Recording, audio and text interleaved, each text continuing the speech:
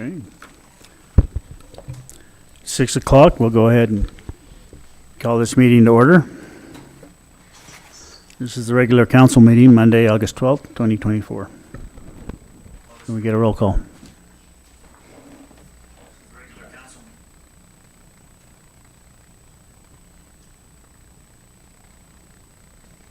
Apologize. Howard Ream, Here? Dalton Barlow, Here.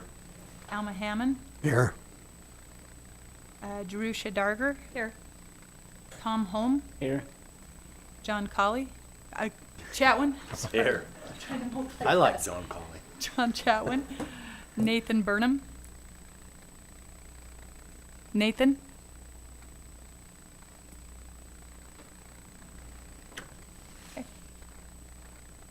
All right.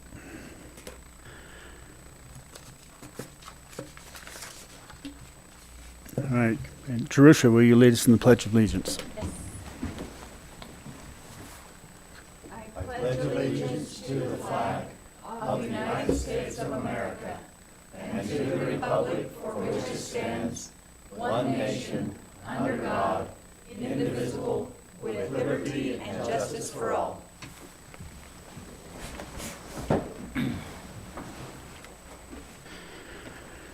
All right.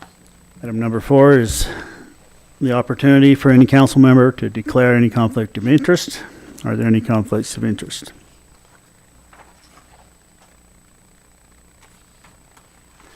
Hearing none, we'll move on to the minutes.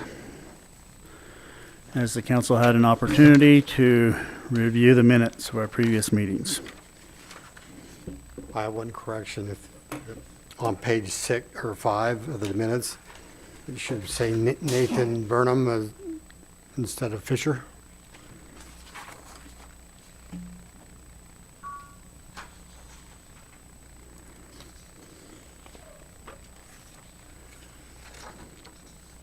It's right at the top of the page. I apologize, sorry, we were trying to get Nate on the phone. Okay. Will you repeat that, Alma? Yeah, Nathan Burnham, and not Nathan Fisher. It's right at the It says top. On the top. Yeah, top, Of on page 5.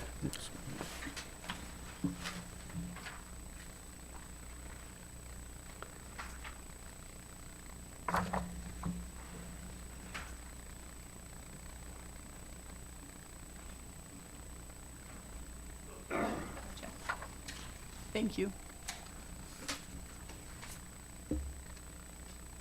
Thank you. Are we able to, Nathan, are you there?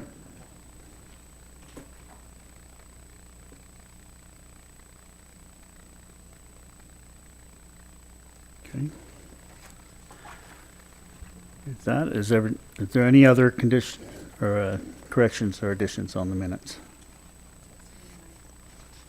If not, we will entertain a motion. I'll make a motion to approve the minutes, meeting minutes for the July 15th, 2024 meeting. I'll second that. We have a motion and a second. All in favor say aye. Aye. Any opposed? None opposed.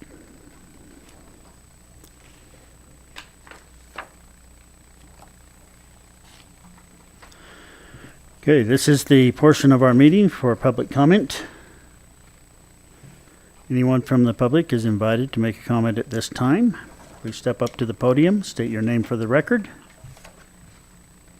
There is a standard time limit of 3 minutes per person. Although we welcome and invite your comment, no discussion or response from the council is required, and individuals should please not anticipate any. So if there's anybody from the public, please step up to the podium.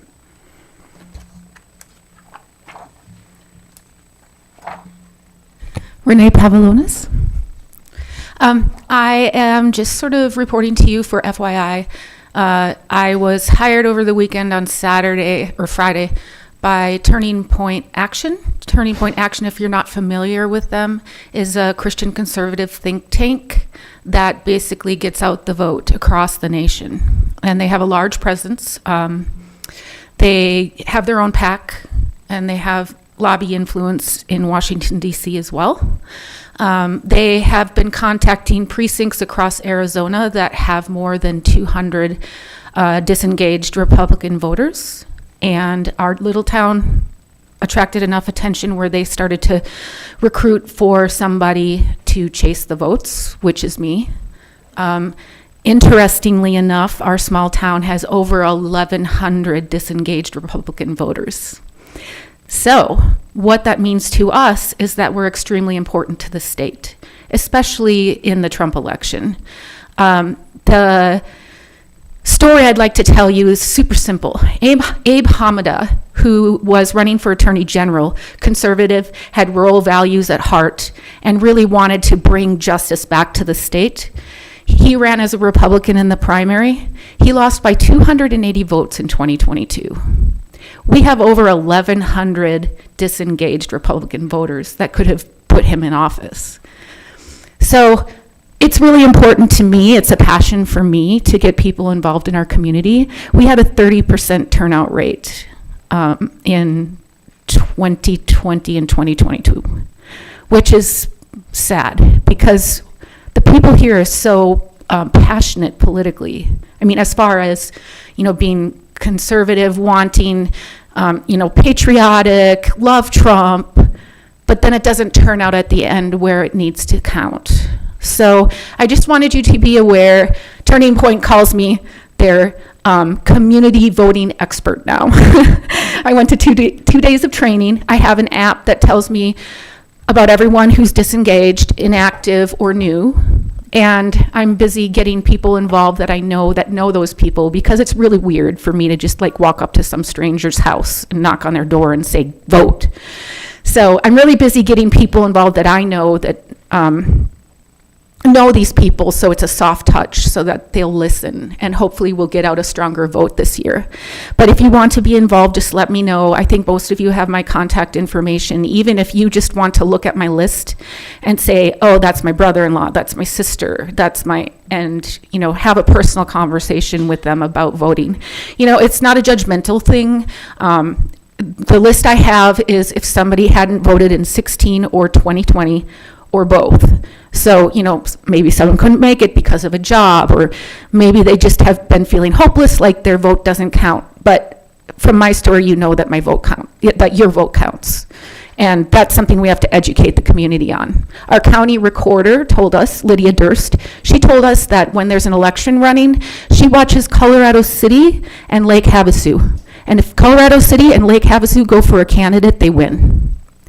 That's how pivotal we are. But yet no one in town understands this. So I would encourage you to have those political conversations, because we've been put into this meek mode where we're not allowed to talk about politics, right? It's non-cultural, it's not woke, whatever you want to say about it. But we need to stand up and get our people educated about the vote. So I just wanted to put that out there for you guys. Thank you. And if you have any further questions, just come talk to Carl and I. He's helping me in the endeavor as well. Okay. Any other public comments? Okay, seeing none, we will move on to item number 7, department reports. Liddell.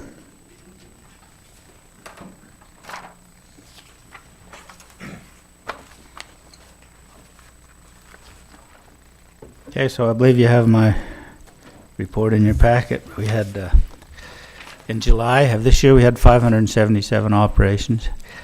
That's up a little from a year ago, which when we had 512.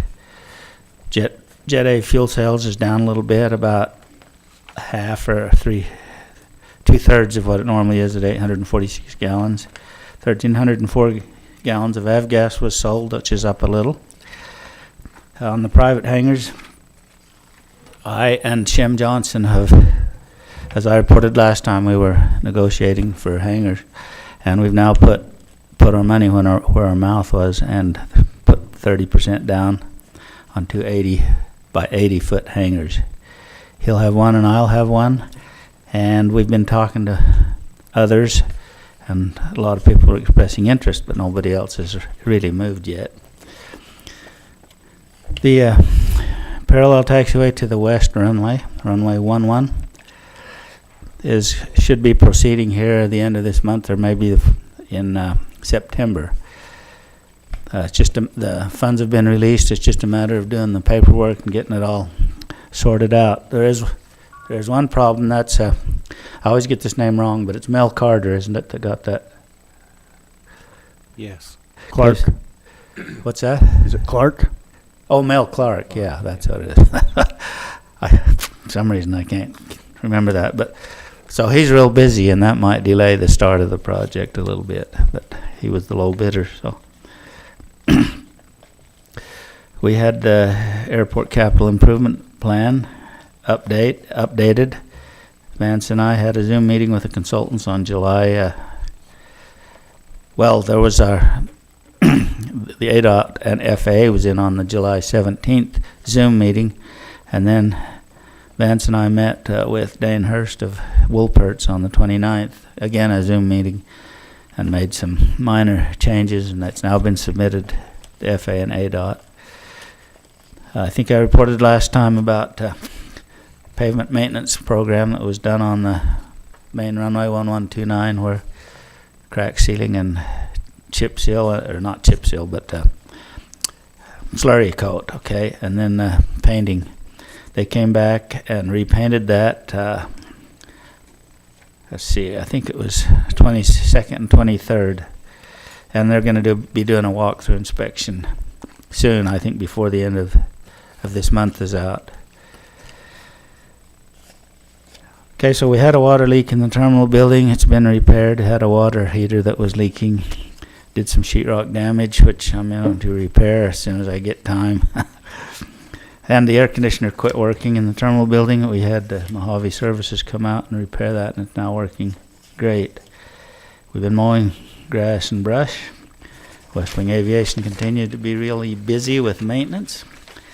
Have an airport fly-in scheduled for August 24th. This won't be an air show this time, but it'll be a fly-in pancake breakfast, and I think they're going to serve lunch also. If I remember right, it was going to be a free lunch, a brief free breakfast, and then you'd pay for your lunch. And we're still, Darlene, of course, is in charge of that, and she's getting it all sorted out. That's my report. Does the council have any questions for him? Thank you, Liddell.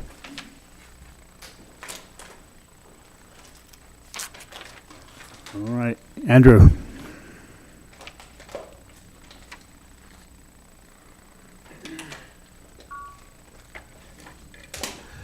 evening, Mayor, council members. The building seems to always be a lot of stuff going on. We've had some fairly large projects going on. We've just completed the main portion of the +1 building, and an application for the tenant improvement for the second and third floors have been submitted now, so we're in plan review for those to build out the interior portions of that building. And the LDS Steakhouse is underway. That's down there by the college, Mojave Community College.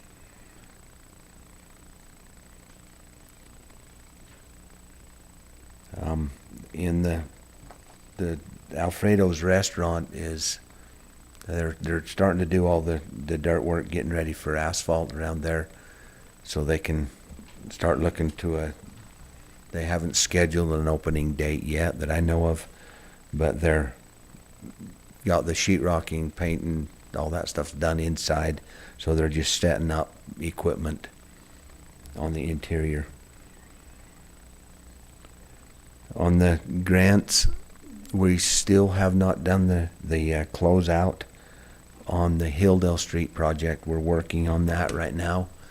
I think that we've got all the documents till we can have them release the last draw on that. I'm not sure if that's come in yet, but it should be soon now. The that was an RA, a regional account. The next time we're eligible for a regional account is the next cycle, so it's in 2025. So if I wasn't so busy with some of these others, I've got 3 projects we're working on right now. As soon as I get a minute, then I'll put together the public participation plan and get it before you, one of the next council meetings, so we can get started with that process for an RA grant. With the SSP grants, we have the Central Street project that's underway. They've got just a little bit more sidewalk on the west side of the road to pour, and we'll have all that everything tied in clear up to the Bees Market. So then we'll be working mostly on the east and south by the Dollar General to do the curb gutter sidewalk and extend the asphalt there. We're in the process of the fire hydrant expansion project, so that application is due on the 20th of this month, so we're putting that together right now. The last piece that we need is on your agenda tonight for a leverage resolution for that application, and then we'll be getting a big pile of papers for the mayor to sign for that application. That's what I have. Does the council have any questions for him? Thank you. All right, Chief Radley.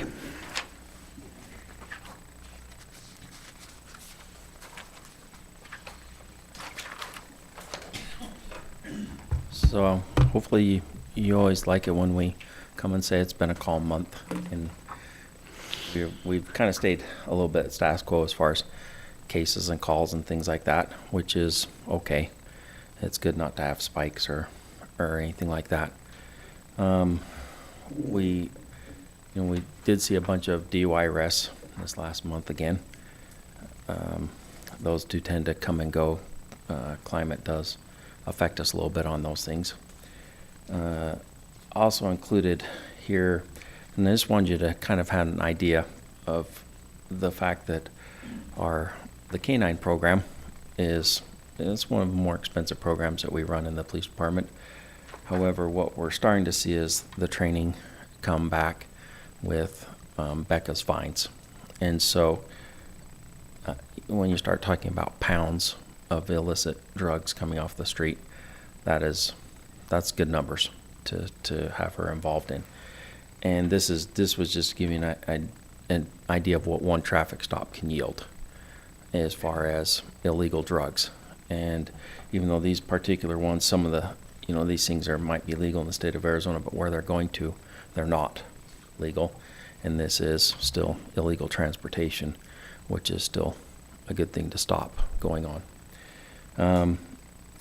We've been completing, some of our major steps towards accreditation, which is good because that just gets us that much closer, and we're pretty close to getting that completely wrapped up, and it will be good to become accredited and to have accomplished that, and especially being a rural police agency. It's a big task to take on, and we've really worked hard to work towards that. The other thing, and I realized I didn't get in here, was a little section on the dispatch center. A lot of work goes on in the dispatch center, and it's all seems to be behind the scenes, as we talk about program software and all of those, infrastructure things that go on to support the police department, the fire department, and our EMS services. And again, they continue to work through some of those things, and just making sure that all of our radios are up and running, and all that continues on. And so we greatly appreciate all the work that they put in every day. That they're unsung heroes to us quite often, to have that lifeline for us. So I hate to leave them out and not recognize the good work that they're doing as well for us. And other than that, we do just try and keep things quiet around town from our end. Any questions? Thank you for your service and all you do. Thank you.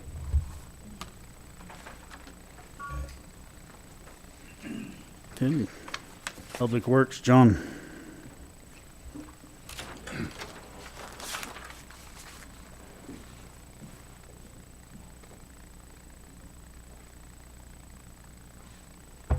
You should have the report there with you.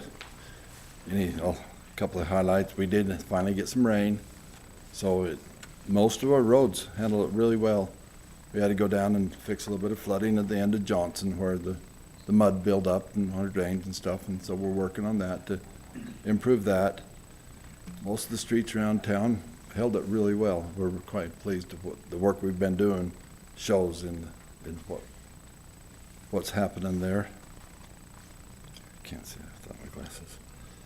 Okay, on our chip seal project, we still waiting for our oil person. He last time I mentioned that he got his plant has been disabled by lightning, and he thought he had it running and then found out there's more burned out than he thought it was. So he called me the other day. He said he's still working on it. Hope he's not putting us in too much of a bind, but so possibly I might look for another source and maybe use some different type of oil or something to get some of the project finished up. We're chip seal season usually by the middle of September, so we're going to try to get it done by then. We're going to have next couple weeks, several of the guys will be taking some vacation time, so we're going to schedule it around that, try to make it work out. And the landfill has been going pretty hard and strong. We was able to get some new feet for the compactor, that big compactor we have out there. And John Fisher's been in the process of welding on the new spikes on the wheels. And it's a pretty big project, but good to have it. I think we figured out the issues we had on our new truck, so we actually have put it on the road, and the driver really appreciates that. Any comments, questions? Oh, one thing I was going to say that's been brought up is usually we have a fall cleanup, like we do our spring cleanup where we set out a roll-off. I wondered if we wanted to do that again this fall or whatever. It just kind of gives the community somewhere to take items for the bigger items or yard items, somewhere to dump them without having to go throughout landfill. Yes, we should plan on that. So Usually we do it like the 1st of October area is kind of probably what we will aim for in that timeframe. I have one thing. I don't know if it's public works or utilities. Someone that lives on Central says there's a section of irrigation pipe that's been sitting by the sidewalk there ever since the Cottonwood Village construction, and it's just sitting there.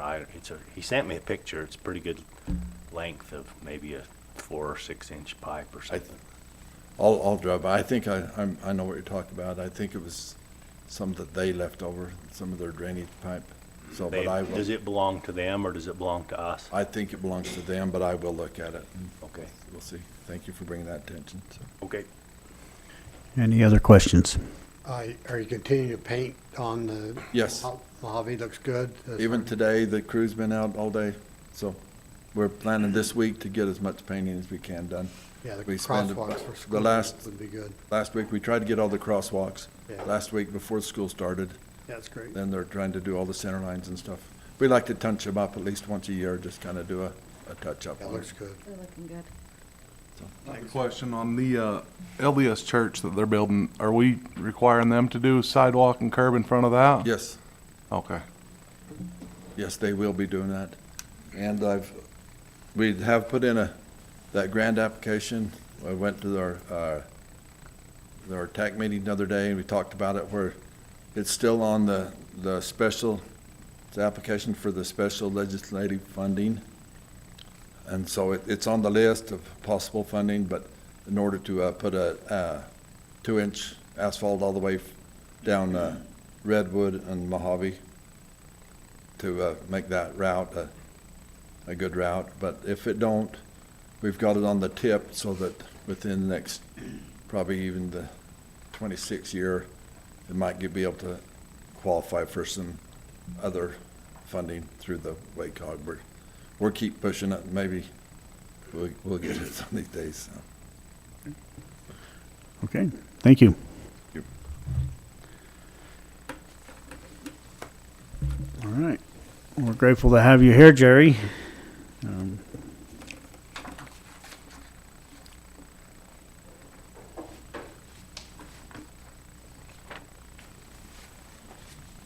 Good evening, Mayor and Council. It's a pleasure to be here tonight.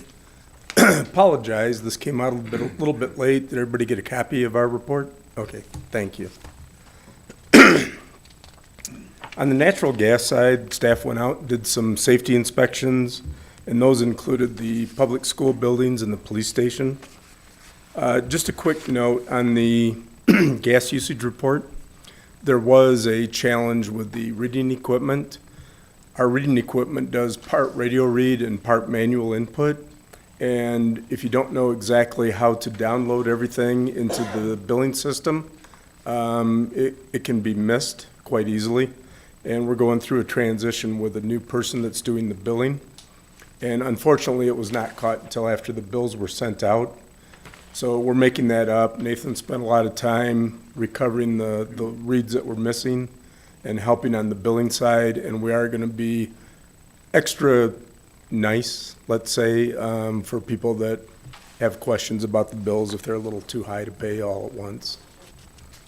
We had good amount of propane gas deliveries this time for being summer. Sewer operations, as you know, it was a little bit warm and we had quite a bit of evaporation. And we also had a lightning strike, which took our electricity down. Our blowers weren't working correctly. So some of the ponds went a little bit sour on us and created some off gas. But they've recovered. Staff has done a great job of recovering everything, getting an electrician, and what we're looking to do is actually get a larger service out there so we don't have to worry about this in the future. On the water side, the power plant well, I'm not sure how much you know on that, but we put that into service in the spring because we wanted to use that for construction water. And it cannot be used for culinary use. We wanted to make sure we had plenty of culinary water for culinary use and then we open this well up and let people use it for construction water. So that was to help relieve some of the pressure on the culinary water system. We also had another failure out at the water treatment plant, and that created a shutdown for a short period of time. But as you can see in the picture, Nathan's out there doing his magic and got everything working again. The Academy Avenue well, that was the one that we had an emergency in the middle of summer, in the middle of the heat. The Academy well actually failed on the electrical and had to be pulled. So we had the emergency where you couldn't use any outdoor water, and we got that emergency notice out quickly. Crews jumped all over it, got it taken care of. We do have to wait a period of time to flush the well and then test it to make sure there's no contamination before we put it back into service. So even though the crew responded and got it fixed in 2 days, 2.5 days, it still takes a while to get the test results, coordinate with Division of Drinking Water in Utah and Arizona Department of Environmental Quality in Arizona to get permission to run it. Well 17, that's one of our newer wells, and we finally got the transformers from Garcane. That's been our biggest holdup, just to get power out there. The well has been drilled and basically sitting there for quite a while. It's now going through the permitting process and should be entering our system probably, I would guess, in another month, based on the permitting process. And then on the ARPA fund that we got, the grant from Mojave County, one well has been completely done. It's now being pumped. We've been able to get between 85 and 90 gallons per minute. This is the shallow well, and they're going to now do the pump test. It's a 24-hour test. They're going to monitor it and make sure that the groundwater is not drawing down too far, and see if we can maintain somewhere around 90 to 100 gallons per minute. And at the same time that they're finishing that, Nathan and his group are going to go out, grab samples, and get those tested, because those tests are required for a new source water as part of our permitting process.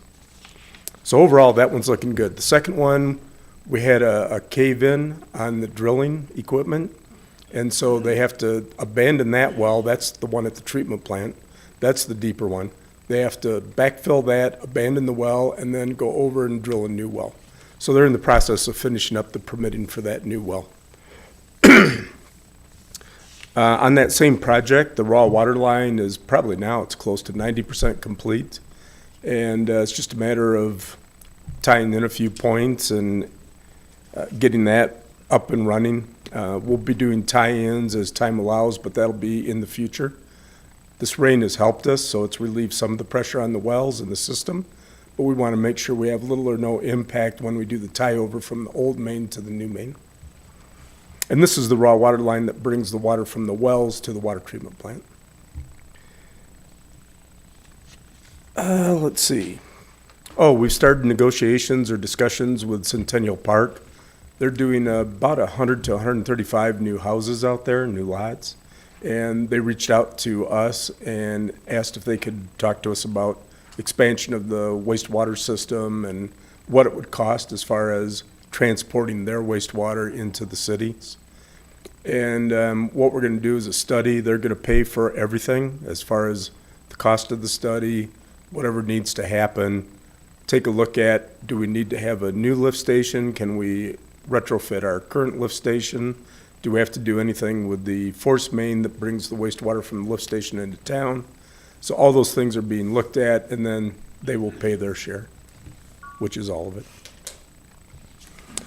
As you know, the impact fees went into effect in June and July. And after, I believe, close to 7 months of actually advertising and talking and re-advertising and posting, they actually went into place.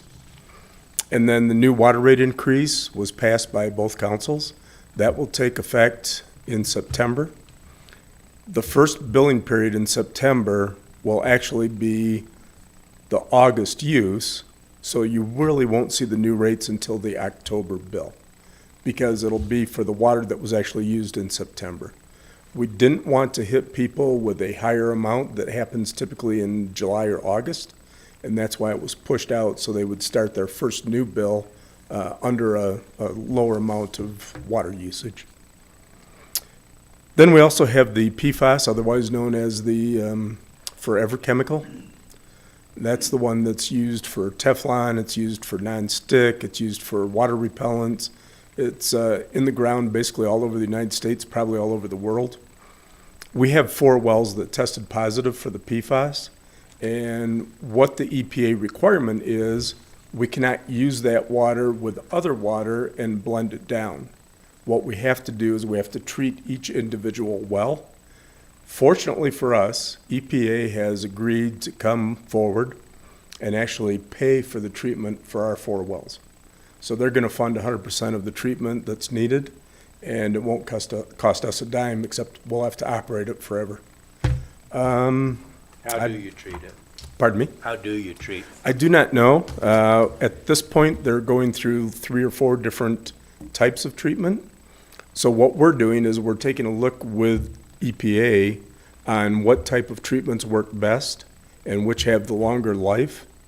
And so as we're doing that, what they call a pilot study, they may actually try some of our wells in that pilot and then determine which works best and which has the longest life. So at this point in time, I've heard maybe 3 or 4 different types of treatment, but I personally have not seen it in action, and I have not actually used this type of treatment myself. Good question, though. Concerning Centennial Park sewer issues, will the line have to be increased size, or can it remain the same? That's a good question, Councilmember. We don't know yet. That's why we're doing the engineering study.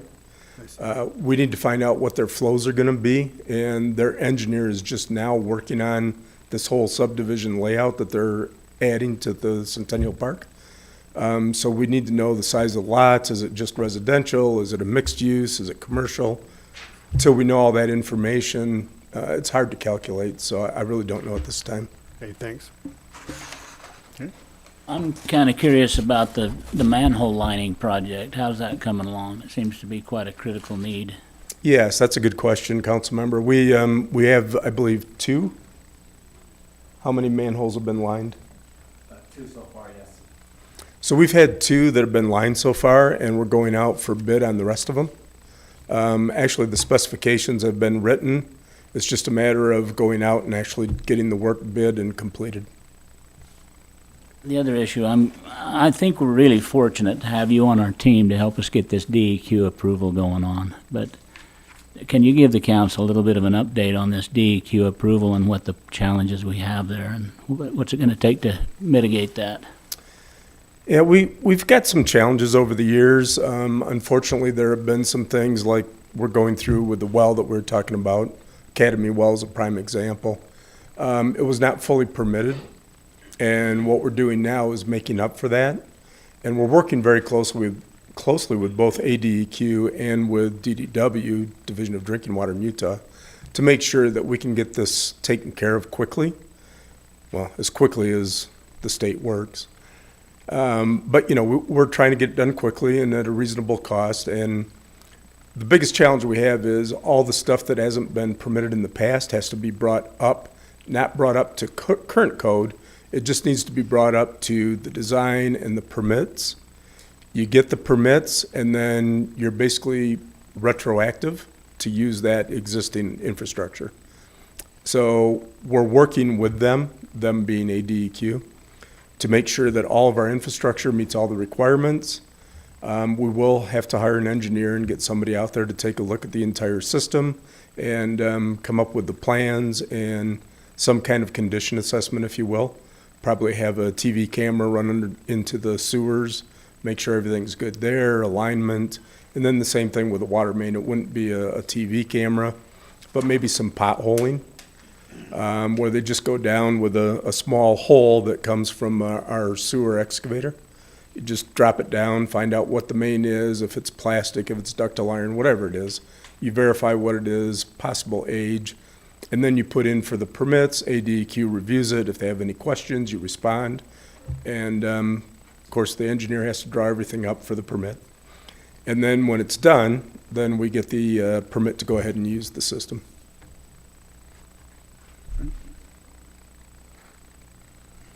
Any other questions? Okay, thank you very much. Thank you.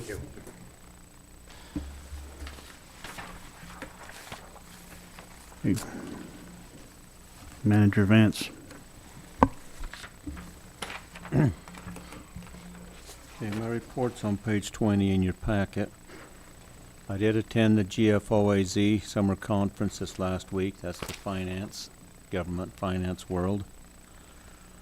The league has their new laws report out. They'll be doing some kind of a virtual meeting to explain that. So I've seen the copy of it, but we haven't dived deep into it yet. John didn't mention it, but we did repair the slope on the south side of Richard Street. We reported that where that slope had buckled. And we have got a meeting scheduled with Sunrise Engineering to get them engaged in engineering the repair for that lower apron where it's eroded under it. We believe the structure is still structurally sound, but we do need to address these issues to make sure it stays that way. On the CDS spending we applied for the Airport Avenue project, it was not funded. We got that notice a week or so ago, so we'll look for some other ways to deal with that issue. Andrew talked about the South Central Street project, and Jerry talked about the ARPA project. This last month I've spent a lot of time with planning and zoning, meeting with developers, etc. You've got several items on your agenda tonight. We do have some rather large projects. They're large for our town that are in the works that'll be crawling up out of the woodwork before too long. Kind of brace for that. So growth is going to happen, and we need to be ahead of it instead of playing catch up with it as best we can. So unless you have questions, that's pretty much. I didn't mention it in here, but we are underway with our financial audit. We met phone meeting today with them. We'll be doing the field work later this week. Lots happening. Okay. Any questions? Okay, thank you very much. All right, we will move on to item number 8. Canvass of the primary election held July 30th, 2024. Vance.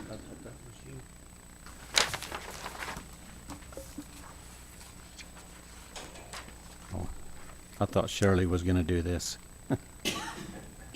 As you know, the primary was held on July 30.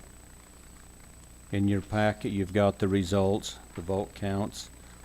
Arizona has in statute, a very defined formula for determining how many votes, and how this is done. So based on that, there was 749 votes cast. Divide that by the number of seats, which was 3, determines how many ballots were cast. Then you divide that by 2 to get your 50%, which in this case would be 125 to get you over the 50% mark. Jerusha Darger and Nathan Burnham both were over that mark. Thomas Holm, Laura Timpson, Emily Knutson, Paul Holm were all below that mark.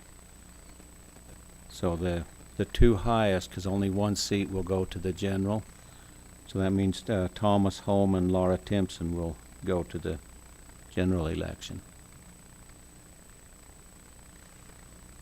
Okay, thank you. Does council have any questions?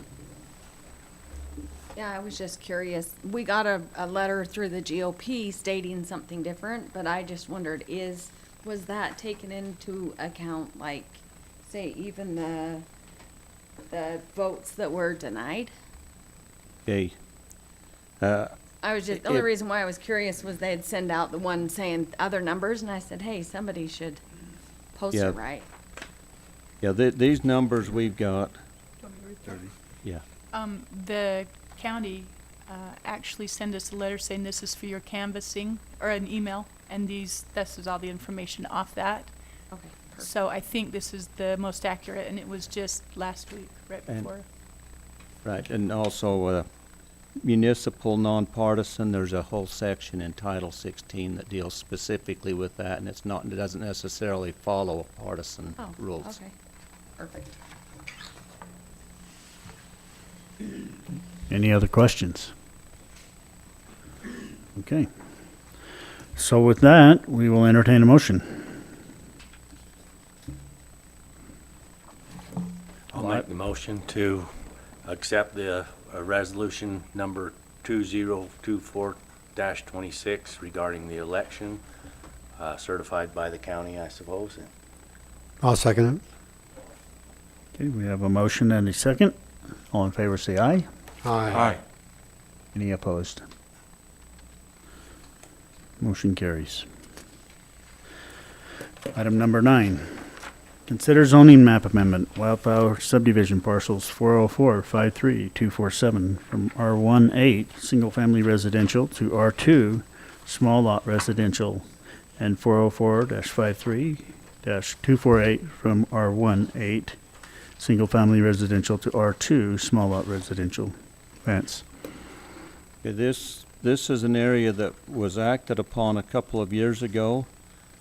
The developers have done their math and decided that that wasn't going to work financially for them. And they have come back and requested that we rezone that to an R2 that would allow a higher density.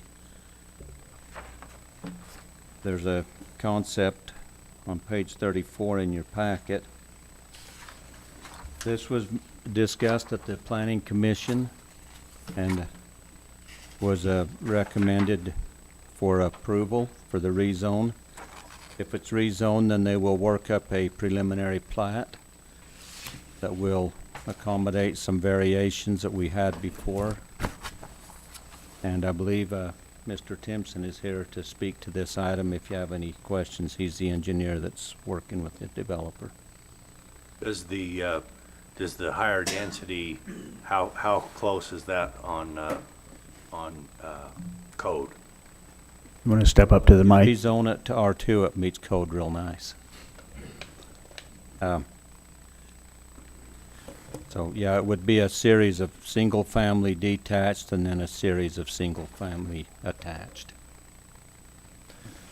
Good evening, Your Honor and council members. My name is Thomas Timpson, and I'm representing the developer on this project. We did prepare just a small narrative for it, and maybe I'll just read the first paragraph to kind of help us understand what we're trying to do. The purpose of this zone change is to enable the development of smaller, more affordable lots than are currently permitted under the existing zoning regulations of R18. To address practical development aspects and affordability, our project aims to meet the pressing need for more accessible housing options in the community. Currently, the typical 2,000 to 2,500 square foot house on a quarter-acre lot is financially challenging for many local residents, especially under prevailing interest rates of 6 and 7%. To bridge this gap, our strategy focuses on constructing smaller, more affordable houses on compact lots within the proposed R2 zoning framework. By advocating for a zone change to permit smaller lot sizes, we intend to lower construction costs and subsequently offer homes at a more attainable price range. This initiative targets small families and first-time homebuyers, providing them with a pathway to home ownership while fostering a sustainable and inviting residential community. On top of that, then, we feel like this is a good candidate for zoning to this R2 zoning, which is it's a mix of detached single-family residential and attached single-family residential, or potentially multifamily. It's located a block away from the CCUSD Cottonwood Elementary. So it's within walking distance of that, and it's also located within walking distance of the Cottonwood Park. So we feel like it's a good neighborhood in terms of accessibility to education and recreation for a little higher density. And on top of that, it's located across the street from the new community center being developed over there to the west of the project, and the land to the south is vacant. The land to the east is partially developed with the commercial building. And aside from 2 existing single-family lots to the north, then the property across the street is currently undeveloped. So we feel like it's kind of on the outskirts of town, on the edge of town, and that it's suitable for a little higher density and the proposed project. So with that, I'd be happy to answer any questions. Would this look like the townhomes here on Mojave? Potentially. Same concept. I don't think, they wouldn't be the exact same building, I but mean, they'd be designed relatively close to that size. yeah, the idea is a 2-car garage, 2 stories, 3-bedroom. So you would have a driveway in front of the building, then you'd have a 2-car garage, and then each unit would have its own backyard. That would be, and then each unit would be deeded out individually for the house and yard together. So Is that the same as the individual homes? Are they 2-story? those would probably be single-story. Just be, They're on an 1/8 acre each, pretty much? yeah, well, it's closer to, yeah, about 1/8 of an acre. So 6,000 square feet. The idea is to build houses as small as 1,200 square feet to try to bring the price range down lower to make it more affordable. But those would just be a single garage, where the townhouses would be a double? A single garage, maybe no garage on those, Okay. depending on what the developer wants to do. I don't think he's nailed down that exactly. And then are these HOA, or are they just? There would be an HOA with this because we have the common properties. Part of this project, we're proposing some on-site amenities, so like a playground and some pavilions and everything. So with that, we would have CCNRs and we'd also have an HOA. So, yeah. Okay. Any other questions? All right, thank you, Thomas. That,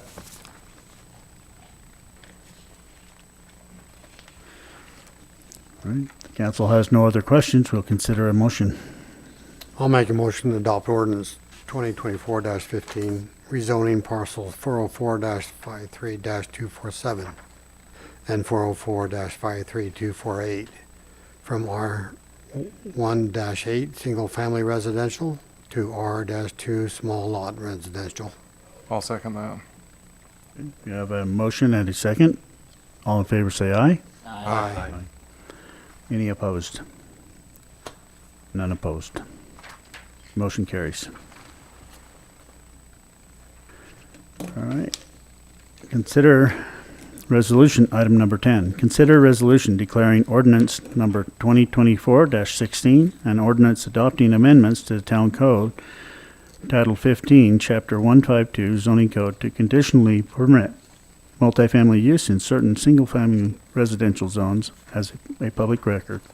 Vince. Yes, items 10 and 11 will go together. So item 10 is declaring this ordinance a public record, which will allow it to be read by title only. Shirley was not too anxious to read all that. That the ordinance itself was brought about by a request that we came in to rezone some single-family areas to R2 to allow some of these larger homes to be remodeled into apartments. We were reluctant, and we'd got feedback from both the Planning Commission and the council that they were reluctant to have little droplings of R2 scattered throughout the single family. So in an effort to accommodate this need and allow these units, these houses to be more effectively used, we've developed this proposed ordinance which would allow a conditional use permit where they could be conditionally permitted to be converted to multifamily, and yet you'd still retain the single-family underlying zoning. Some of the reasons for that is if you rezone it to an R2, there's nothing that then stops them from building additional buildings up to their 12 per acre. This basically holds it to the units that's there, the house there. It allows them a little bit of flexibility in remodeling and retrofitting. And they would then have to go through the same site plan and approval and stuff as any multifamily would. So starting on page 36, if you want to just go through the ordinance for a minute. On the table, the first change on the manufactured home, that's a cleanup. That should have been changed when we adopted the code, because that conflicts with the text. Down below on the dwelling multifamily, down through R20, and we can move that to R12 if you'd like. It will be conditionally permitted under this process. Then over on page 39 is the actual ordinance, the code text. And some of the factors that would be considered is, one, it would have to have been occupied, and this was quite a bit of discussion at the Planning Commission. It had to be occupied as a residential unit prior to the adoption of the zoning code. So a basement sitting there or an empty shell would not meet this criteria. It had to have been used as a residential unit. It would only be on sheets 5 through 28 of the original Short Creek subdivision. So these sections B and C are the exact same as we did on the flag lot, as far as saying, okay, if it was already a residential and it was in one of these areas, then we will consider it for this option. And then the standards down below, the proposed use shall be residential units. The overall size of the finished building shall not increase the residential area for the total building by more than 10%. We want to give them a little bit of flexibility if they need to make a nook or something to make a respectable dining area, things like that. Additional residential buildings will not be permitted on the parcel, with the exception of an auxiliary dwelling unit or units that would otherwise be permitted in the single-family zone. So if like an R1, RE1A permits a auxiliary unit, they could still go ahead and do that.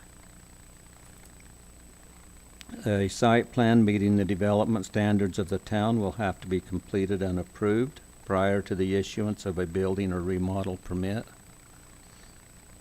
And the finished structure will have to meet the applicable building and fire codes for the size and number of residential units created, and the signage, address signage per the town's addressing regulations.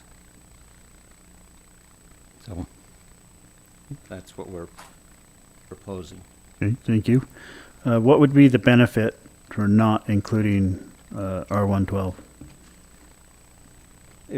I would actually recommend that we do, because I think they could fit, if somebody was doing a 2 or 3 unit, they could probably still fit their parking and stuff on there. Okay. Okay, does council have any questions? I would like to make a motion that we adopt this, but we include R112. Okay, right now we're not adopting Or, it, excuse me, I mean, include it for the reading. but yes, we will make that change, and it'll reflect in the next packet for the second reading. Okay.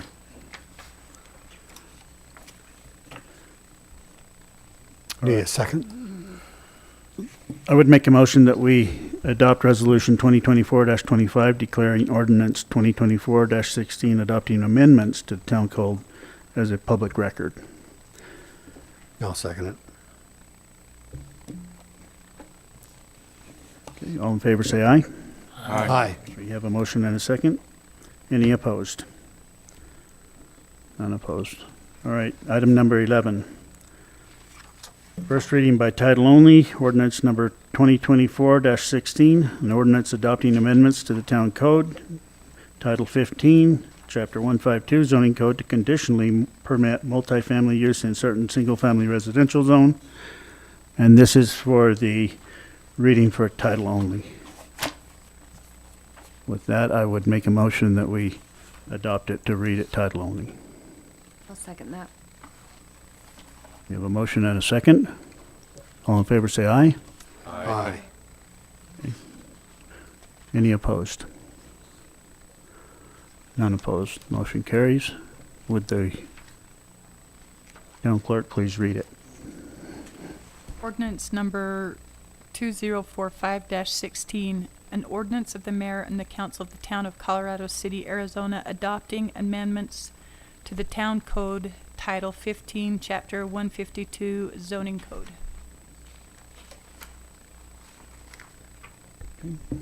Thank you. That will come back for a second reading at the next meeting. Okay. Item number 12. Consider the preliminary plat for Reservoir Estates subdivision. Vince.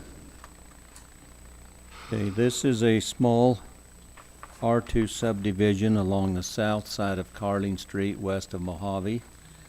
It's been developed in conjunction with the Reservoir Acres, and I believe Mr. Timpson is here to speak to that and answer any questions you may have. This preliminary plat was considered and unanimously recommended for approval by the Planning Commission. Thank you. Mr. Timpson?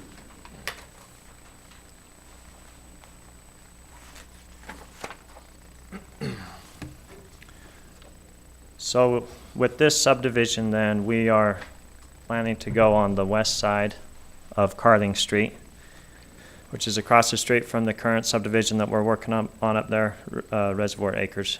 And what we plan to do is go down that road and build 16 lots, and that we plan to build 8 duplex buildings on. So that would be 16 units. And we just, since we're running all the utilities and everything along that street already, then we thought it would be good at this point to just tie in with the utilities and everything before we put asphalt down. So that's the gist of what we're trying to do. I'd be happy to answer any questions. There's been a fair amount of damage done to the street there. What street is it again? Mojave. Mojave, yes. There's been a fair amount of damage done to that, and I see they've been working on doing some repairs. Who's responsible to finish that with the costs with the final? The developer is responsible to restore those, repair those, and I believe their plan is to redo those patches when they lay the asphalt. Yeah, when we come in and Or do. acres. Yeah, exactly. Some of it's already been done, but it's caving in, and I guess they're gonna redo all that. Right, they're gonna have to It pull looks that. like they've been, Yeah, they will have to pull those out and redo them. We've already notified them of Yeah, that. we're planning on doing that. very good. So. Does the council have any questions for Mr. Timpson? Okay, no questions. All righty. All right, with that, we will consider a motion.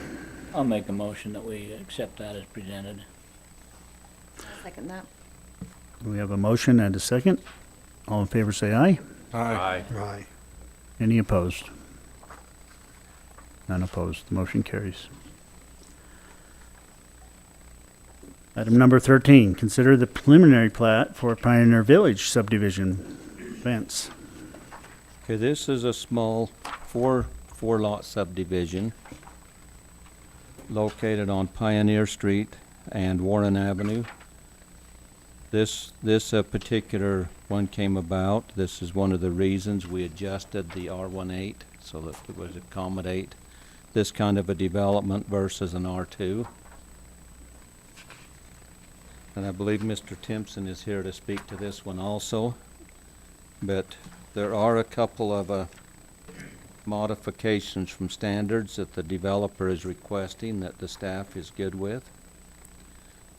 One of which is to allow a chip seal surface instead of asphalt, as there is no asphalt to tie to anywhere close by. There is chip seal on Warren, and we would chip seal, tie that together, and then go strip past Center Lane on Pioneer up to the end of their development. So you got both traffic lanes and then the street side parking. And also a waterway clear across Pioneer Street.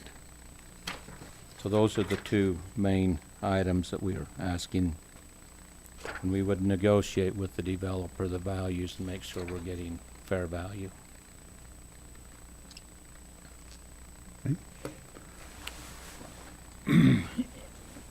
This area was zoned R18, single-family residential, in October 24. Should that read 22? Yeah, my mistake. I think that was 2023. No, yeah, 23. 2023. We'll verify that. Yes, it was about a year ago. Okay. Does council have any other questions or comments? All right, with that, we will consider a motion. I'll make a motion to approve the preliminary plat for Pioneer Village subdivision. I'll second it.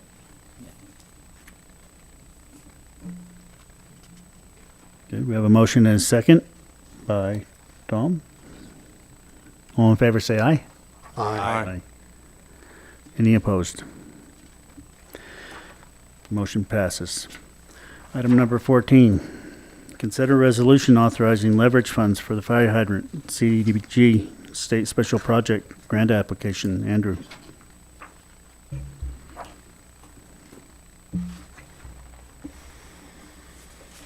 Hello again.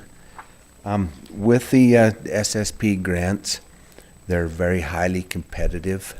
So a lot of different jurisdictions through the state are putting in applications for the same money. One of the requirements is a leverage. So we're normally shooting for about a 30% match or a 10% match, which this grant is, I think our amount is like $750,000 that we're applying for. So we're asking for the council to commit around $80,000. So, and this would be in funds and also in resources. So it would be, and on this project, we're expecting that some of those funds will come from the Colorado City water funds, because it's for a lot of it will be improving some water lines and putting in the hydrants, and then some of it would be coming from Public Works, not the funds, but the in-kind match. So utilities would have to send somebody there. Most of the time we'll probably need to have a utility worker that's really close with construction, and so that would, their time and effort would be part of the matching funds, and also anything that the Public Works supplies in road base, or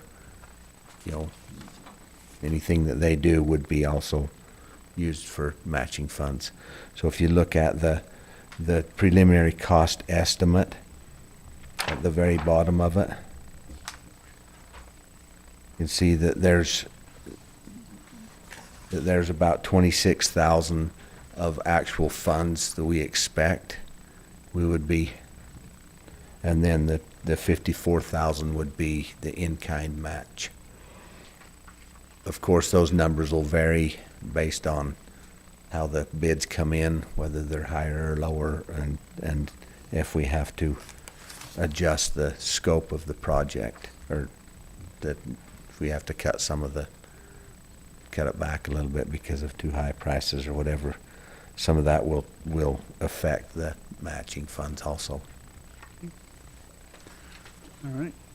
Does the council have any questions for? What are our chances of getting this funded? I actually think that this is a fairly good chance because the fire hydrants are a safety issue. So it's with the special project, it's graded, and it kind of depends on how those people that are reviewing the applications see it. But we have been very successful with SSP grants. We've done really good over the years. This Central Street project that we're doing now is an SSP grant. So we've done really well with them in the past.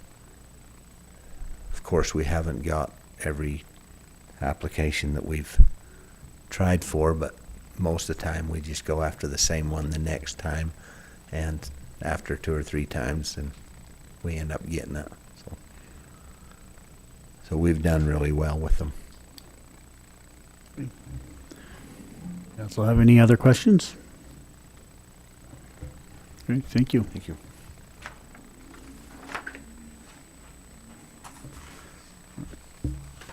All right, with that, we will entertain a motion. I'll make a motion to adopt resolution 2024-27 authorizing leverage funds in the amount of $80,175 for the CDBG FY 2024 SP fire hydrant project. I'll second it. We have a motion and a second. All in favor say aye. Aye. Aye. Any opposed? None opposed. The motion carries. Item 14. Consider resolution authorizing purchase of vehicles for police and public works and authorizing funding for RMF events. Okay, as part of our budgeting, we did budget for a new vehicle for Public Works and one for police.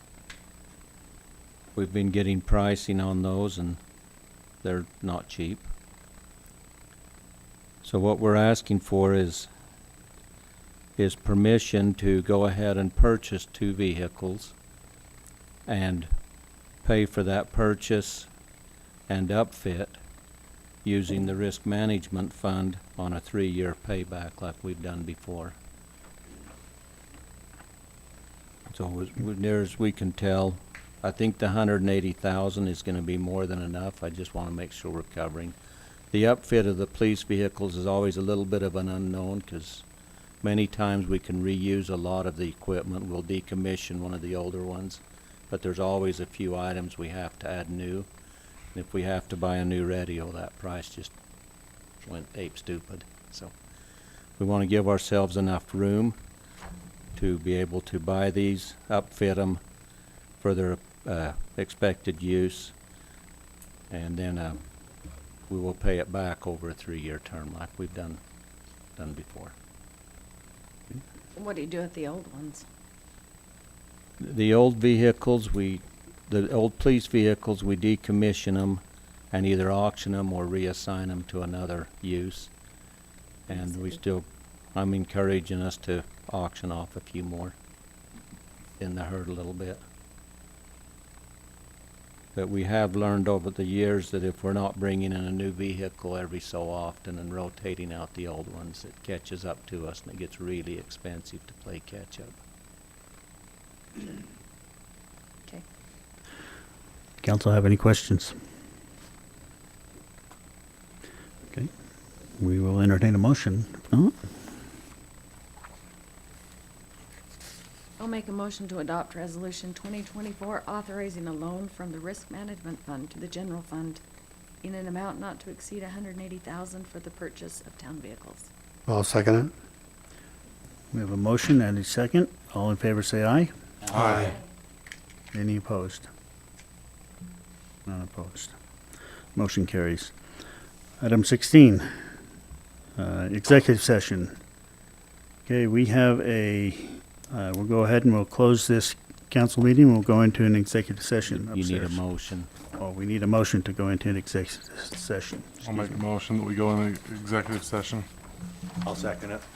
Okay, we have a motion and a second. All in favor, say aye. Aye. Aye. Any opposed? None opposed. Okay, we will go ahead and close this meeting and go into executive session.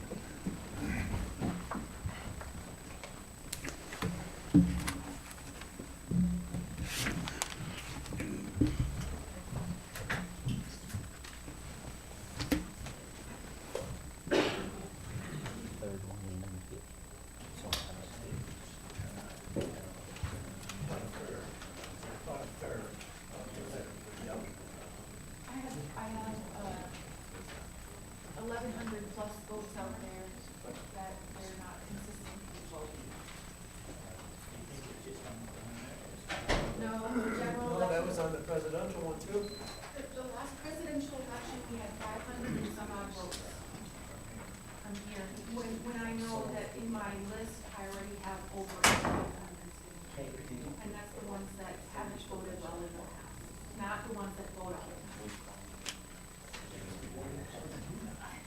Talk to the people you know.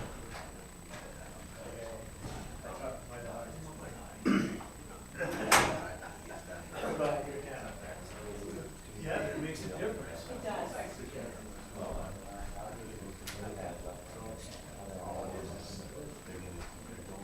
You should try that. Well, so that, with somebody like that, have them do early voting and get it early voting. Get their ballot, Get their ballot. put it in the mail. They can mail it in, they don't have to be day of, at the college. I'll try. About as easy as you can get. All right.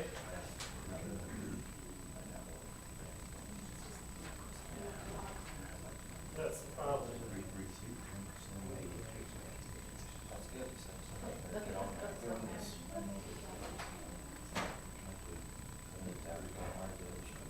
Well, then come back with this contract.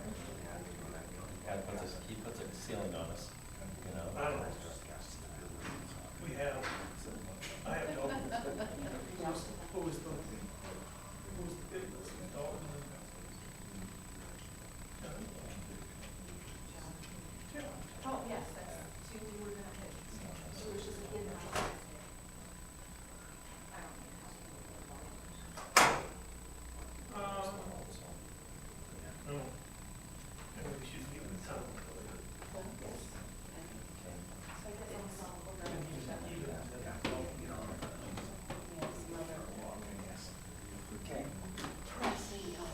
Opportunities.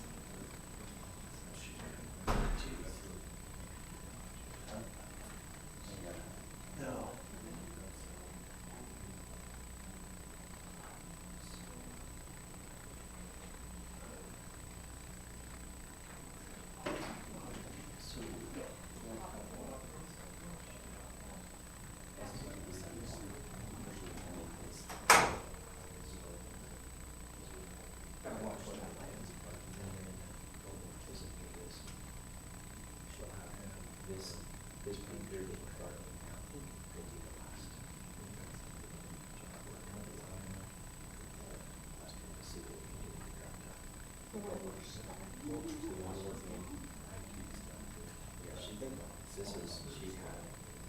I mean, is she like just getting partial?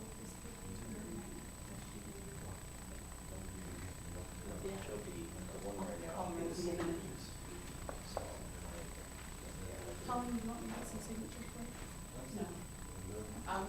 Yeah, I need some from, I actually dated them for tomorrow, because I wanted to have time to look at them, but I can give it to you. Mayor? Yeah. Otherwise, I was just gonna put them on. When you're done, you can just put them in my slot up there. Perfect, thanks. Are you on here? I'm out Just show here. me the full one, so it's- I'm about to put her down at the, if I wait any longer, I don't get to go too long up there. Oh. I gotta slow down. I would want to visit the dog. What's she doing for? Yes, I'm on that second state home, so. We got 4 or 5 tickets for nursing assistant. And that's like, they feel whether it's just 5 different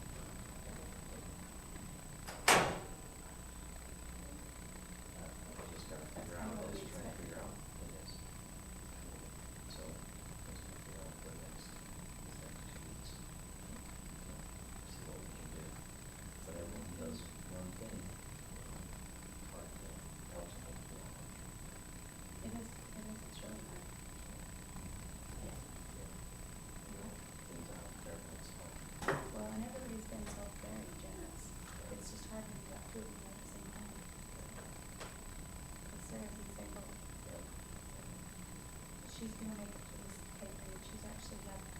She had about 9 extra hours. She chose to save it for next pay grade. Because she's got this week still, she's gonna be gone. So she's got 9 hours for this pay grade. She'll be short a little bit, but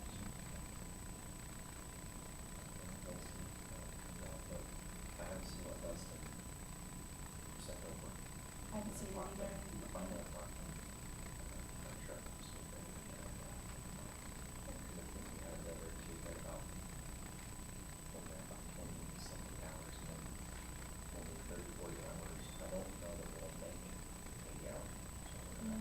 Well, you know, you kind of have to just realize that even when you have experiences like this, you're gonna have a little bit of a short check. At some point, you can.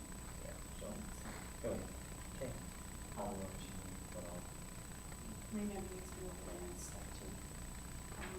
Yes, so I've got. Shelter duty stuff.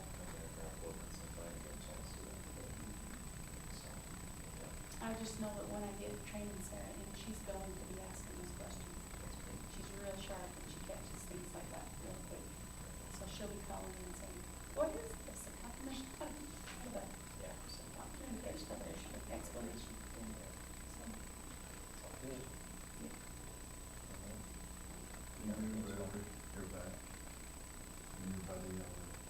You know what, I'll go call my mail home and see. So I did talk to him, but I didn't get his, like, he sends back a price sheet just like that. I haven't seen a price sheet back. I went down to, Stephanie Boston and got the price sheet. And I went over to movies, went in, and he dropped the price on it. And the difference is he got one second, one after other than mine. Well, let me see if I can have it. Stephen Wade, Yeah. they would have to. So I know, but I want to see when she. Let me, I So did talk to I'm him ready about to it. go get it. I did talk to him about it. They're a truck center, so they usually have trucks like this around. Yeah. That's what they do. No, that's so- Steve Wade. Yeah. They don't know, trucking a lot, man. Yeah. And he gave me one heck of a deal on it. It's a 24, but it's, and so, and I'm still planning on going to Tucson on Wednesday. So I'll be going to see. So if I pick something up tomorrow. Let me see if I can, let me see if I can get an answer. Start recording in the morning. Yeah. And then you can make a decision if you want to. Yeah, by 5 minutes. Yeah. Okey-dokey. We'll do that. And all that. Hanging in there? Oh, Chris. Huh? Yes, sir. How about yourself? Oh, I did get the, let's say this, Try to keep from, on. from Aaron. He sent me the email. Yeah. So, Yeah, I haven't checked it. I haven't checked it on this one. it's kind of the same thing. It is. It's usually just brought down the dimensions. Yeah, but, you know, that was, the other starts that, and this is huge. Well, yeah, but it takes that, so I know, that's I the know thing what is you I'm like, it takes some time. You have to go out there and do that to get it into someone's head. Because when someone's just drawing it up and they're like, oh, well, you know, man, An extra 20 feet there, there, that's 20 feet there, that's not a big deal. And then the other thing that always comes to the point is, you know, we always think about this one. If you put anything down in that parking area, like just rock or anything, and then you say, what does that cost? That's right. You know, cause that 20 feet might be another truck, Yeah. you know? And Another another haul, $1,000. another everything else, you know what I mean? Another $1,000 for some material. Well, in our, right, Well, this but is don't say like- that, that's not what we're talking about, Kate. The point is, there's always that, you know, well, that costs, and we talk about cement. But my thing is what I'm trying to do is give us an opportunity to have something, and here we have, but give them a chance to lease it and pay for the building, so we're not paying for it. So we gotta have something. And that's so, we gotta have substantial. something that's enticing enough to bring someone out here to do that. But we do have vets that come out all the time, and they're just, you know, they're in a trailer house. They work out of a trailer, they They work have out of a little building. but if they had a building, they could work out, that a couple of days a week when someone comes in, then. You know what the we issue do you're that. gonna run into is the Arizona Utah certification. of them, but the ones in Hurricane are, do that. They're all in cluster, but they have to be staying. Right, but I'm saying, those guys, some of those guys are already doing it. They just come out in a mobile setting, Yes, but they have to do it in Canada. huh? They have to do it in Canada. Some of them do. No, when they come into a mobile setting, they license on in the state of Arizona or whatever. They and do, because we so- haven't ever been able to do that. Every time we've tried to do a vet clinic, Yeah. we've had to do it in a Well, yeah, it's because we've only brought out vets that have done that. That's what I'm because all the trying- ones that are around here are from Canal or St. Louis. Well, there's ones in St. There's not Louis. any in Fredonia.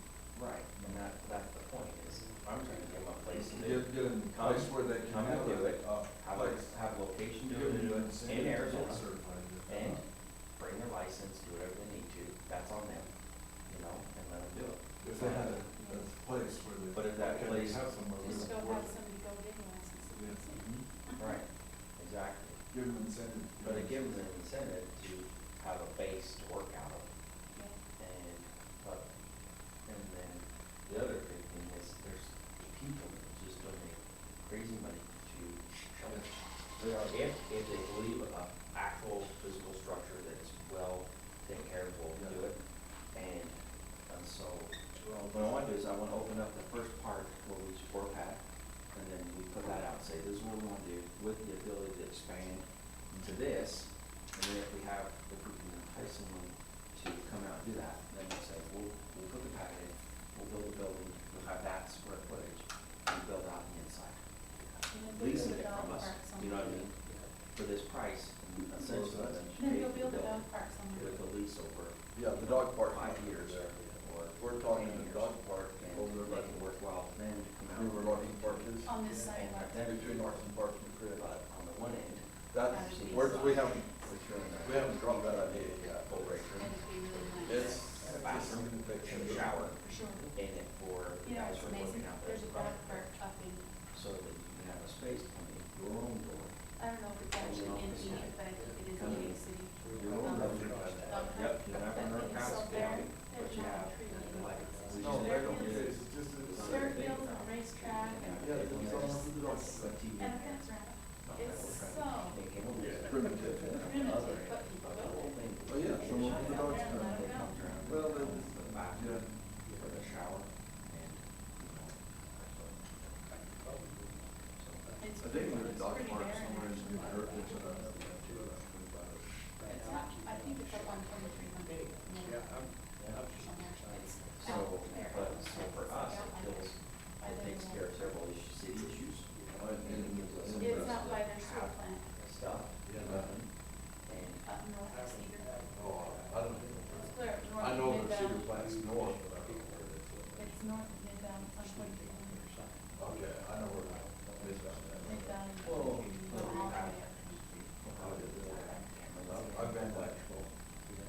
Out there, you start running stuff, and then there are guys who pass there all the time.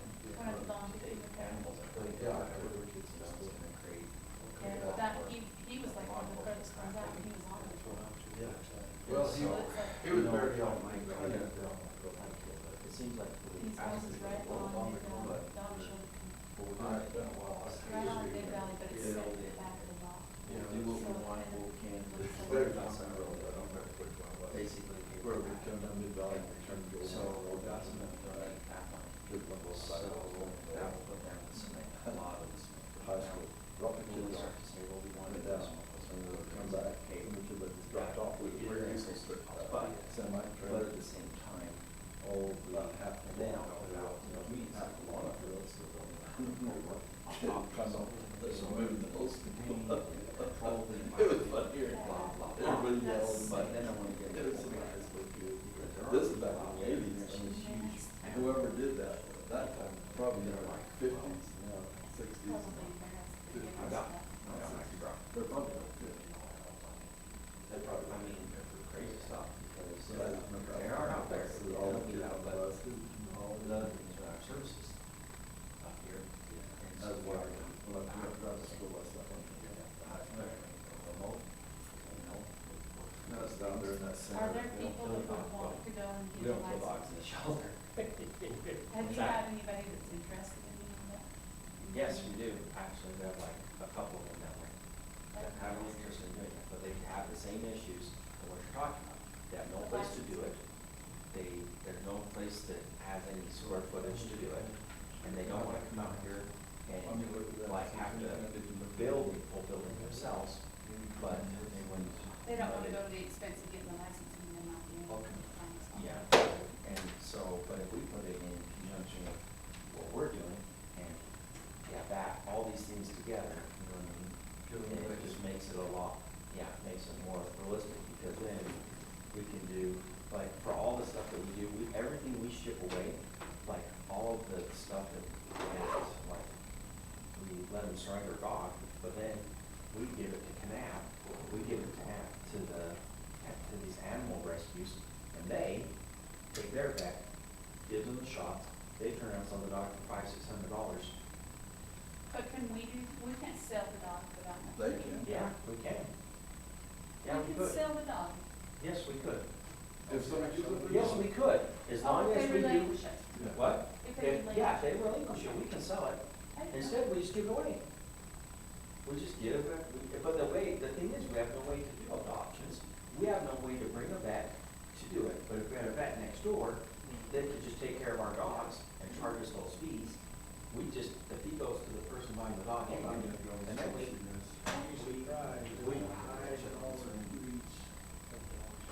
Okay, we had, when we took,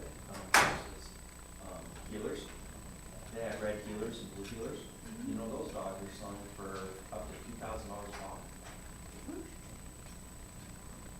And we give all away. Huh? I wish somebody would buy our dog. You know, but that's the thing, we'll just give all that away.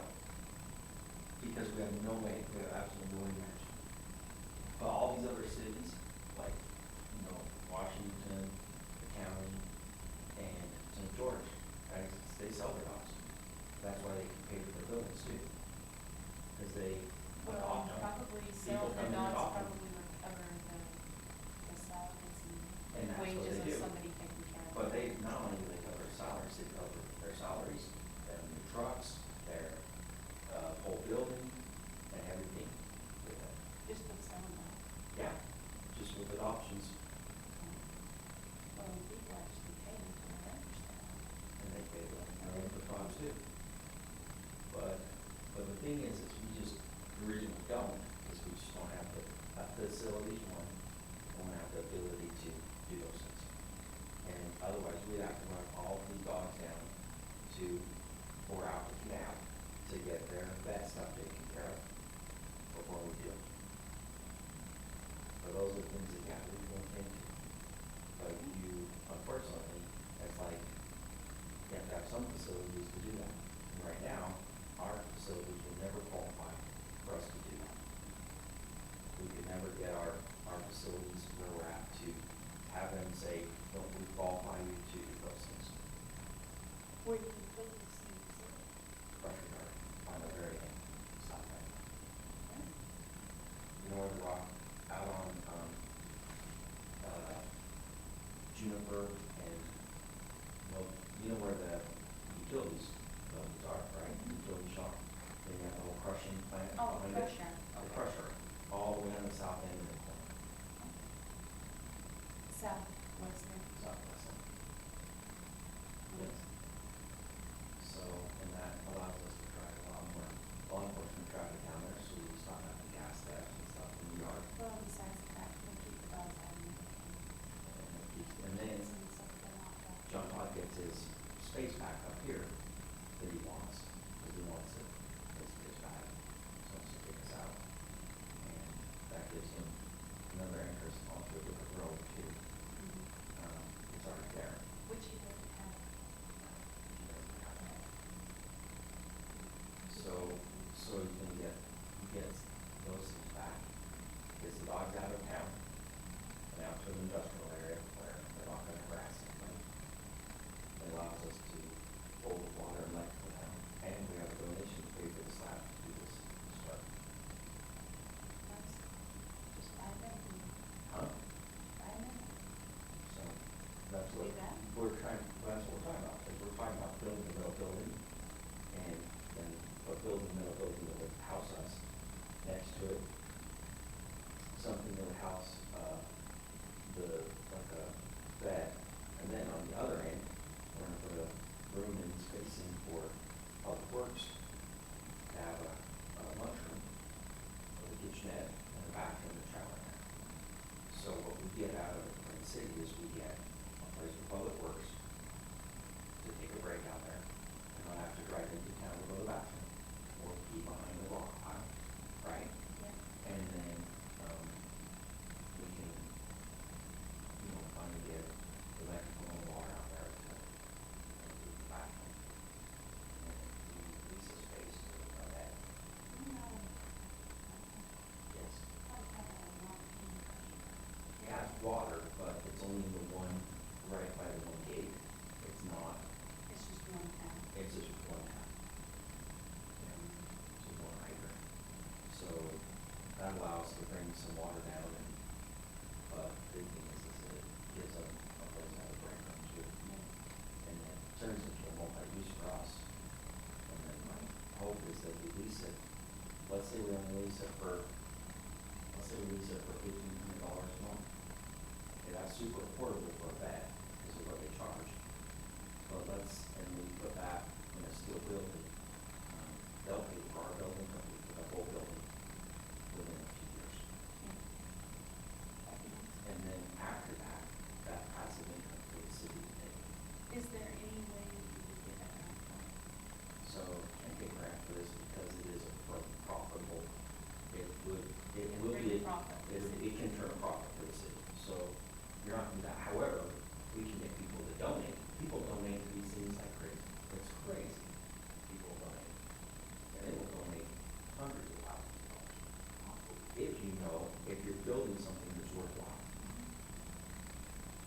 So I want to present that and say, we will take it out and get what we need to get with a slab, and so we can keep it clean, and keep our cargo down and stuff like that, and we'll just have, fence cages on a slab, which is better than what we have here. Yeah, it'd be better. So, and then from there, we'll say, we can put a building on top of that, and everything we'll do, we'll build as if, we'll get the footing support and stuff like that, we'll prep the pad to put the steel building up. But then I will take it to the community, and take it out to the world, the animal world, and say, hey, yeah, please donate this, and this is what we'll serve. And then we'll continue to talk to the vets and say, if we build it, would you be interested in leasing it, even if they only came out a couple days a week? But it gives us the services we could use to do adoptions and turn dogs into animals. And that would be a way to self-sustain as well. Did you ever get your system for tracking them and whatnot, your computer system? Yeah, so we did try it, yeah, but it's not the software that we do. So, but you mean, the chip system, no. Just in the system to track the numbers and stuff. We didn't do the chip system or. Well, We any did. system to track So- the licensing and stuff, did you get that? We did. And we But did, put them into the but, system. yeah. But I haven't tracked as how well they use the system. So I didn't do that, but we did do that.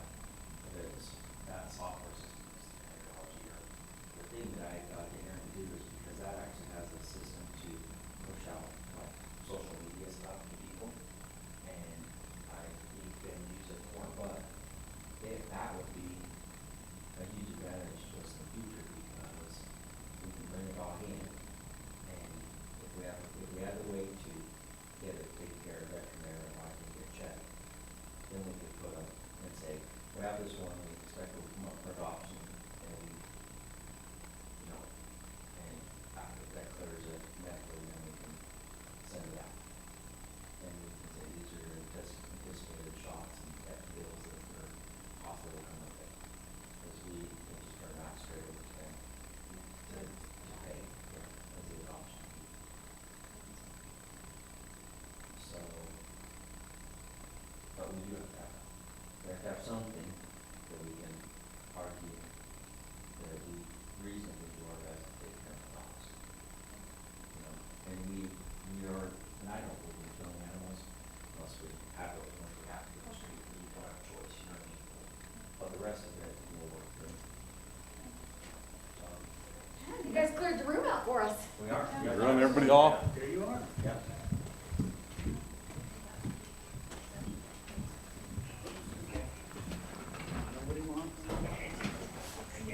Nobody wants to know? They know that they're not gonna know.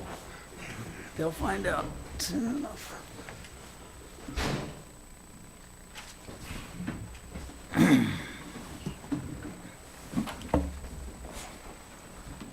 Okay, it is 7:38, and we will reopen the regular council meeting. Call this meeting to order. Item number 17. Second.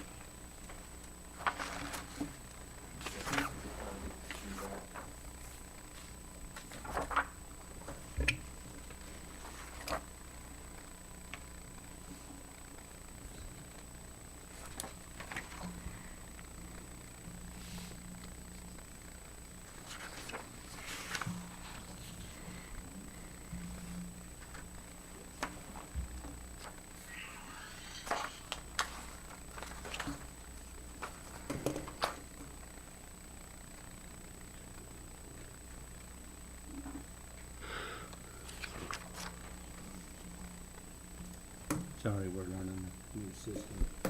Okay, we're good. I think we're back on now. Item number 17. Consider town manager contract for the town of Colorado City. And so we have returned from an executive session, and we would like to entertain a motion. I would make a motion that we approve the town manager contract as amended with Vance Barlow. I second it. Okay, we have a motion and a second. All in favor, say aye. Aye. Any opposed? None opposed. Motion carries.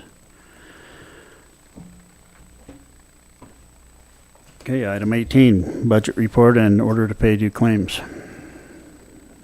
Okay, the budget report begins on page 78 in your packet. On the revenues, we're at 8% of the way through the month. It looks like tax revenues are off just a little bit. I gotta go double check, make sure some stuff didn't get posted in June that should have been in July.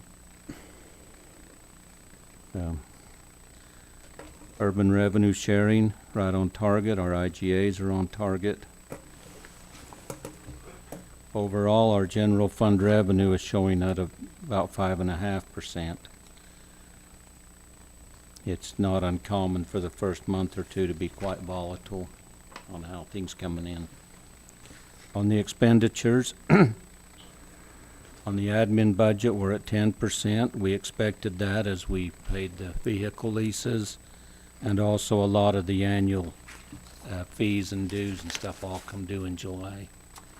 So you can see those three numbers, the fees, the insurance, the printing and postage. We pay a tremendous amount of money to publish our budget. It's an archaic requirement that it be published in a newspaper. We get as creative as we can to keep that cost as low as we can, but it's still a pretty good chunk of change. People actually look it up and look at it? What's that? Do people look it up? It's archaic, but the publishing lobby still bears a lot of sway at the legislative level. Building department, where it shows that horrendous amount on fuel and oil, that's somehow the police one got put in there. I did fix that already. It's their overall budget really is at 6%, and their fuel and oil is at 6%. Over on the police budget, they are currently at 11.5, and the fuel is at 8%. We did have some fees that come due in July that tag into this budget, and also this $72,000 on transfers to debt service. That was the payment back into the risk management fund for the existing loans. So that's an annual, so over the year, that number will balance back out. On the magistrate court, the legal is actually at about 18%, and the overall is at 6.9%. There was a bill that came in later, too late to get into this report, that ties back into that month, so I manually calculated that. Emergency dispatch at 6%, Parks and Recs at 7%. Airport, and the airport manager contract didn't get posted till into August, so next month will show 2 of them. Overall, our general fund expenditures are at 7.8. Our HERF revenues are coming in at 10%, so we're grateful to see that. I actually want to go check though, make sure we didn't get something posted in there that's supposed to have been on one of those others.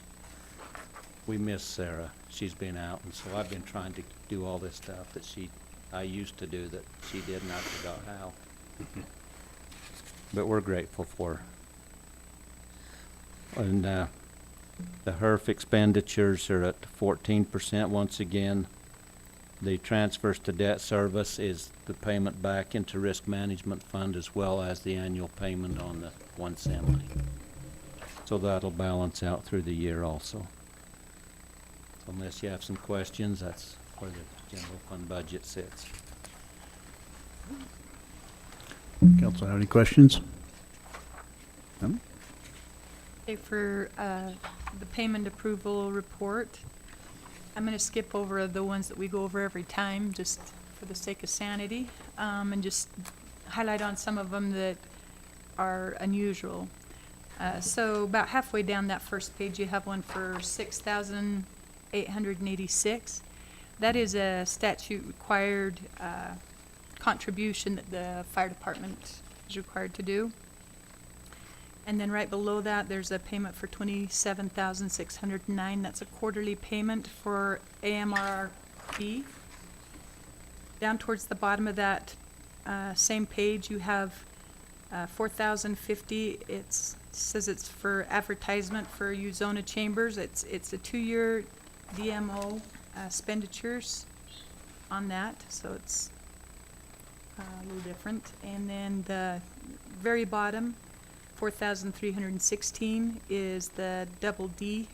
It's for this recovery room down here under the stairs that we completed for requirements for like a lactation room.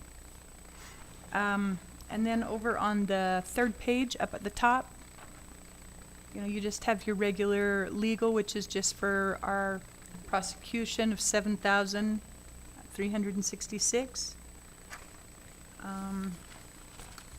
And then on page 4, you have up towards the top, you have one for $25,630. It's the South Slope Apron. It's a one and done payment, just a one-time payment on that.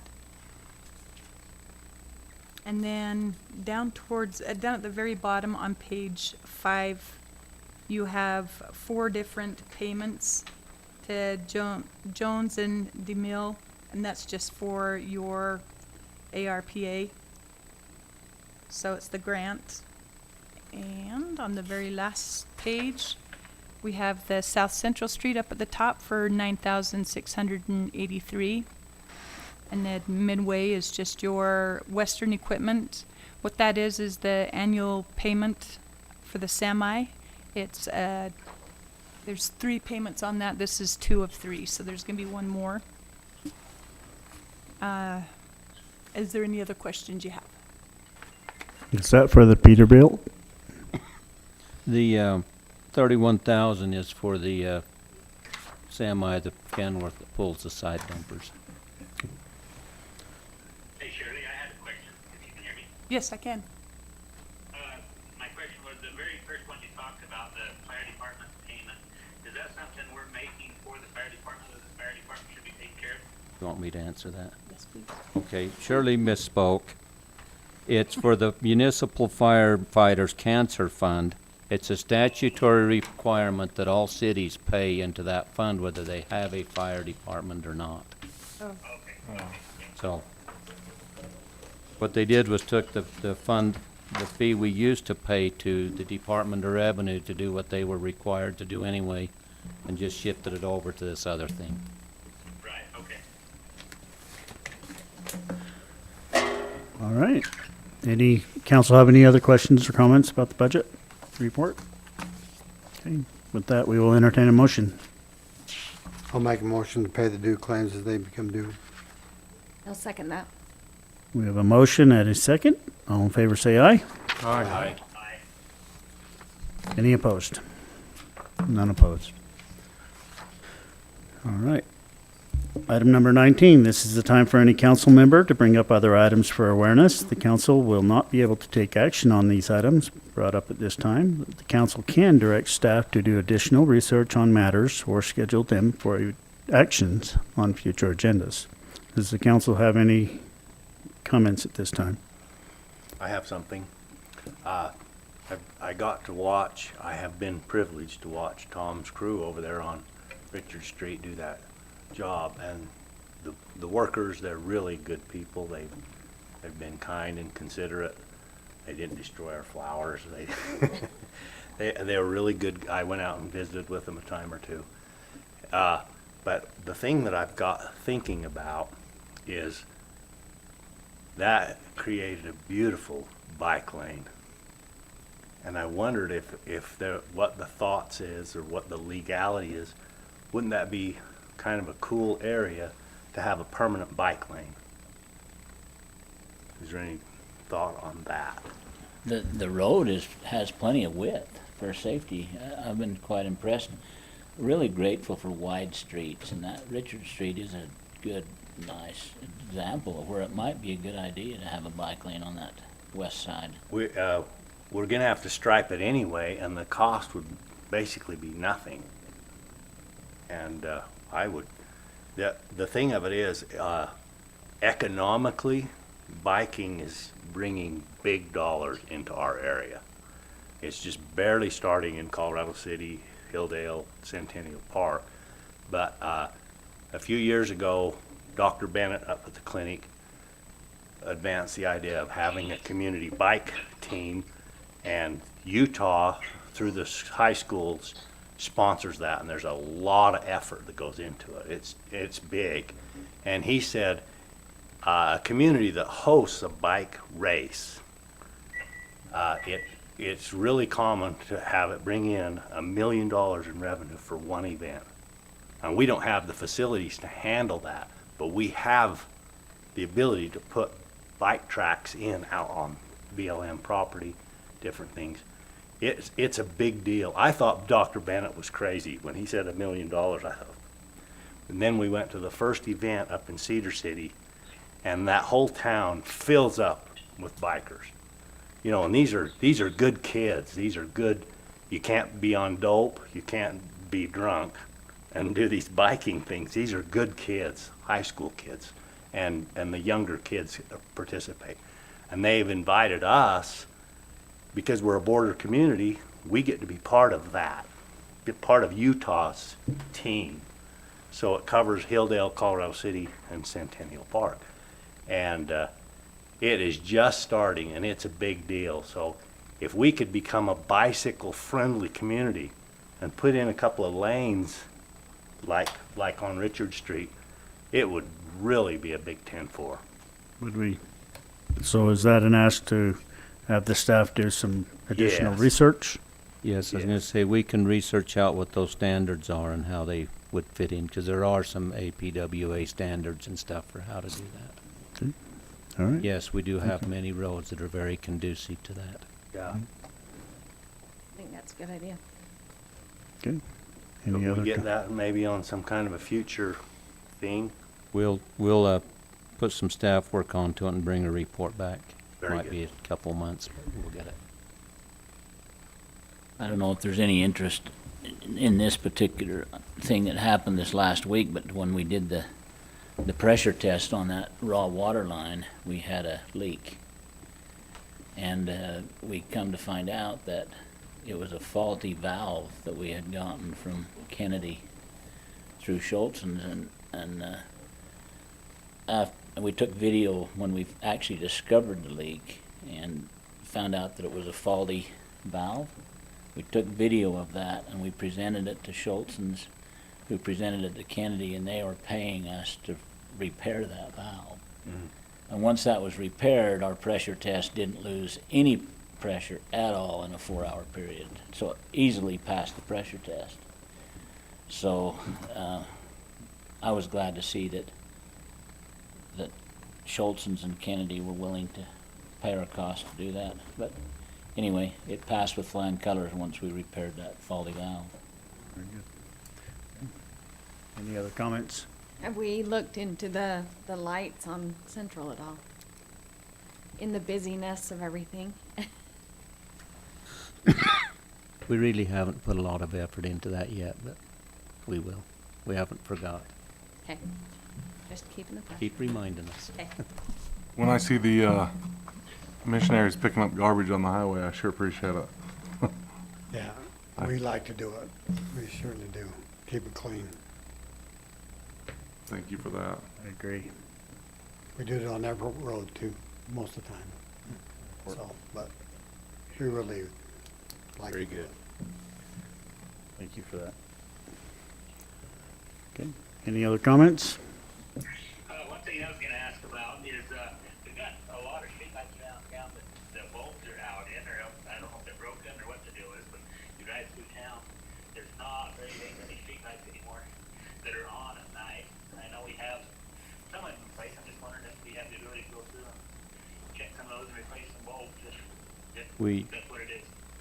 We have to periodically do that inventory, and then we coordinate with Garcane, and they'll come and replace those. So if you got addresses, please get it to us, because some of us sleep at night, and we need the police or somebody that's patrolling at night to watch for those and document them. Yeah, maybe we could ask Officer Radley too. Yeah, I'll talk to Chief Radley Yeah, about just it. as they're patrolling at night. Just ask the little boys on their dirt bikes that are out all night to Yeah. give us a list of the ones that shot out or something. Okay. Any other comments? All right. Well, with that, we will go ahead and we will adjourn. Call this meeting adjourned at 7:55. Thank you. You bet. See ya.